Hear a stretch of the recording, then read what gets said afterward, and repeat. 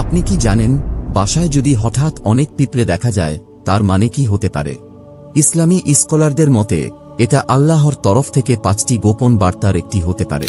এছাড়াও নবী সুলাইমান আলাইহিস সালাম পিঁপড়ে নিয়ে কিছু অসাধারণ কথা বলেছেন, যা প্রতিটি মুসলমানের জানা উচিত। চলুন শুরু করি। আসসালামু আলাইকুম প্রিয় দর্শকগণ। আপনি হয়তো অবাক হবেন এটা জেনে যে পবিত্র কুরআনে একটি পূর্ণাঙ্গ সূরা আছে যেটা শুধুমাত্র পিঁপড়েকে কেন্দ্র করে অবতীর্ণ হয়েছে। এই সূরার নাম সূরা নামল, যার অর্থই পিঁপড়ে।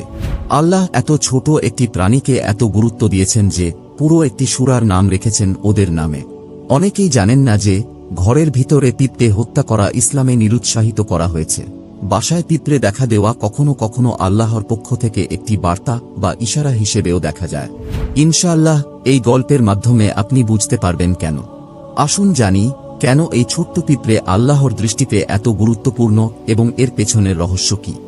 একবার নবী সুলাইমান আলাইহিস সালাম নদীর পাড়ে বসে আল্লাহর জিকিরে গভীরভাবে মগ্ন ছিলেন। হঠাৎ করে তিনি লক্ষ্য করলেন একটা পিঁপড়ে সামান্য খাবার মুখে নিয়ে নদীর দিকে যাচ্ছে। পিঁপড়েটি ধীরে ধীরে খুব সতর্কতার সঙ্গে চলতে চলতে নদীর পাড়ে এসে পৌঁছাল। নবী সুলাইমান আলাইহিস সালাম আগ্রহ ভরে সেটি দেখতে লাগলেন। তখন হঠাৎ করে পানি থেকে একটি ব্যাঙ ভেসে উঠল এবং মুখ খুলে দিল, আর সেই পিঁপড়েটি একদম শান্তভাবে ব্যাঙের মুখের ভিতর ঢুকে গেল। আপনি এটা দেখে ভাবতেই পারেন, ব্যাঙ বুঝি পিঁপড়েটিকে খেয়ে ফেলবে। নবী সুলাইমান আলাইহিস সালামও প্রথমে তাই ভেবেছিলেন, কিন্তু এরপর যা ঘটল তা ছিল আরও বিস্ময়কর। ব্যাঙটি মুখ বন্ধ করে পানির নিচে ডুব দিল। নবী সুলাইমান আলাইহিস সালাম পুরো ঘটনা মনোযোগ দিয়ে দেখছিলেন। কিছুক্ষণ পর ব্যাঙটি আবার পানির নিচ থেকে উঠে এলো এবং মুখ খুলল, আর সেই একই পিঁপড়েটি সম্পূর্ণ নিরাপদভাবে বেরিয়ে এলো। কিন্তু এবার নবী সুলাইমান আলাইহিস সালাম খেয়াল করলেন পিঁপড়েটির মুখে যে খাবার ছিল সেটি আর নেই। আপনি নিশ্চয় জানেন, নবী সুলাইমান আলাইহিস সালাম ছিলেন একমাত্র নবী যিনি পাখি, জন্তু জানোয়ার, এমনকি পোকামাকড় ও গাছের ভাষাও বুঝতেন এবং তাদের সঙ্গে কথা বলতে পারতেন। তাই তিনি ওই পিঁপড়েটিকে কাছে ডেকে নিয়ে জিজ্ঞেস করলেন, আমি কিছুক্ষণ আগে দেখলাম তুমি মুখে খাবার নিয়ে যাচ্ছিলে, তারপর ব্যাঙের মুখে ঢুকে গেলে এবং পরে ব্যাঙ তোমাকে ছেড়ে দিল, কিন্তু তখন তোমার মুখে আর খাবার ছিল না। আসলে কি ঘটল? পিঁপড়েটি বিনয়ের সঙ্গে বলল, হে আল্লাহর রাসূল, আমি প্রতিদিন নদীর নিচে এক পাথরের নিচে যাই। সেখানে একটি কৃমি পোকা বাস করে, যেটাকে আল্লাহ এমন জায়গায় সৃষ্টি করেছেন যেখানে সে নিজে কিছুই খেতে পারে না আর বাইরে আসতেও পারে না। পিঁপড়েটি আরও বলল, আল্লাহ আমাকে দায়িত্ব দিয়েছেন প্রতিদিন সেই কৃমিটিকে খাবার পৌঁছে দেওয়ার, আর এই দায়িত্ব পালন করতে সাহায্য করার জন্য আল্লাহ একটি ব্যাঙ নিয়োজিত করেছেন। ব্যাঙটি আমাকে তার মুখে করে পানির নিচে নিয়ে যায়। আমি যখন পাথরের কাছে পৌঁছাই তখন আমার মুখ থেকে খাবারটি ওই কৃমিকে দিয়ে দেই, সে তখন তা খেয়ে তৃপ্ত হয়। এরপর ব্যাঙটি আবার আমাকে নিরাপদভাবে নদীর পাড়ে ফিরিয়ে নিয়ে আসে। এ কথা শুনে নবী সুলাইমান আলাইহিস সালাম বিস্মিত হয়ে আরও একটি প্রশ্ন করলেন।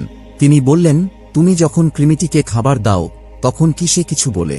পিঁপড়েটি উত্তর দিল, জি হ্যাঁ, হে আল্লাহর রাসূল, আমি সবসময় ওর মুখ থেকে একটি বিশেষ কথা শুনি। নবী সুলাইমান আলাইহিস সালাম জিজ্ঞেস করলেন, ও কি বলে? পিঁপড়েটি বলল, ও বলে, দয়াময় এবং রিজিক দাতা আল্লাহ, যিনি আমাকে এই গভীর সাগরের নিচেও ভুলে যাননি, তিনি কিভাবে সেই মানুষজাতিকে ভুলে যাবেন যাদের তিনি সৃষ্টির শ্রেষ্ঠত্ব দিয়ে সম্মানিত করেছেন। এই ছিল নবী সুলাইমান আলাইহিস সালাম এবং একটি ক্ষুদ্র পিঁপড়ের মাঝে ঘটে যাওয়া অলৌকিক ও হৃদয়স্পর্শী ঘটনা।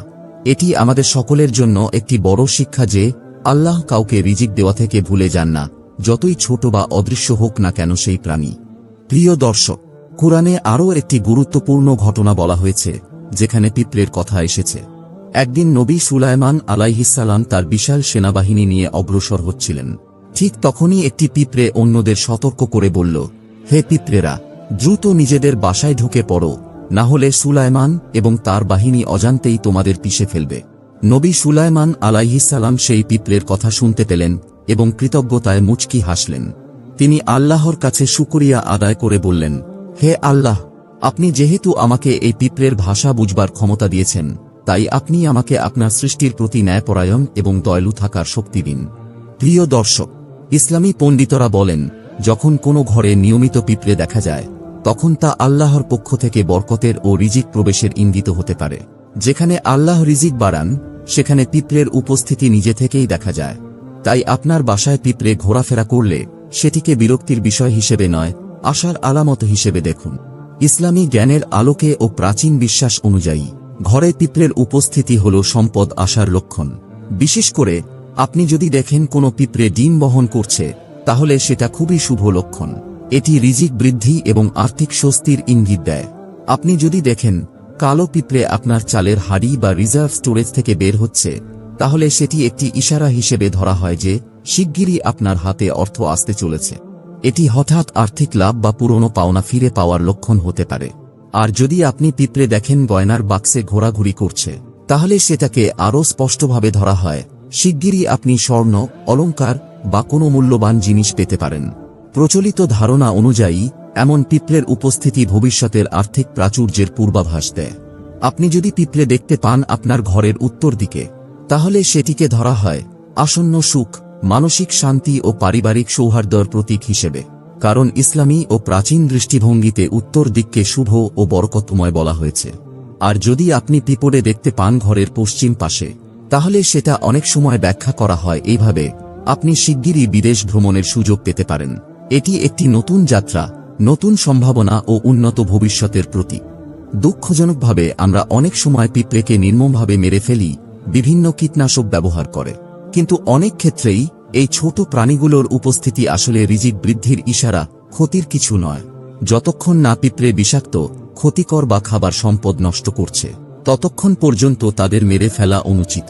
কারণ ওরাও আমাদের মতোই আল্লাহর কাছ থেকেই রিজিক পায়। একটি ইসলামী বর্ণনা অনুযায়ী একবার নবী সুলাইমান আলাইহিসসালাম কিছু মানুষকে নিয়ে বৃষ্টির জন্য দোয়া করতে বের হয়েছিলেন। তিনি হঠাৎ দেখতে পেলেন একটি পিঁপড়ে তার পিঠের উপর শুয়ে আছে, পা নাড়াচ্ছে আর আল্লাহর কাছে দোয়া করছে। পিঁপড়েটি বলছিল, হে সকল জগতের পালনকর্তা, আমরাও তো আপনার সৃষ্টি, আমাদেরও তো বৃষ্টির জন্য প্রার্থনা করার অধিকার আছে। আপনি যদি বৃষ্টি না দেন, তাহলে আমরা মরে যাব। এই হৃদয় ছোঁয়া দোয়া শুনে নবী সুলাইমান আলাইহিসসালাম তার সাথীদের বললেন, চলুন আর সামনে না যাই, বৃষ্টি আসছে অন্য কারো দোয়ার কারণে, আমাদের আর প্রয়োজন নেই, তাই চলুন ফিরে যাই। এই গল্প আমাদের স্মরণ করিয়ে দেয় আল্লাহর প্রতিটি সৃষ্টি তাকে স্মরণ করে তাকে মহিমা দেয়। বিশেষ করে পিঁপড়েরা, যারা সব সময় আল্লাহর জিকিরে থাকে, দোয়ায় লিপ্ত থাকে। কিন্তু আমরা, তার সবচেয়ে সম্মানিত সৃষ্টি, এতটাই দুনিয়ার ব্যস্ততায় ডুবে আছি যে নিজের রবের দিকে মুখ তোলার সময়টুকুও পাই না। তাই চলুন এই দোয়া করি: হে আল্লাহ, আমাদের হৃদয় আপনার দিকে ফিরিয়ে দিন, এই দুনিয়ার মোহ থেকে আমাদের মুক্ত করুন। আমাদের এমন বান্দা বানিয়ে দিন যারা সব সময় আপনার কাছে ফিরে আসে। আপনার সাহায্যই আমরা চাই, আমরা আপনার কাছেই ফিরে যাই। আমাদের সকল চাহিদা ও প্রয়োজন কেবল আপনার কাছেই। হে করুণাময় প্রভু, আমাদের এমন বানিয়ে দিন যেন আমরা সব সময় আপনার উপর নির্ভর করে থাকতে পারি। আমিন।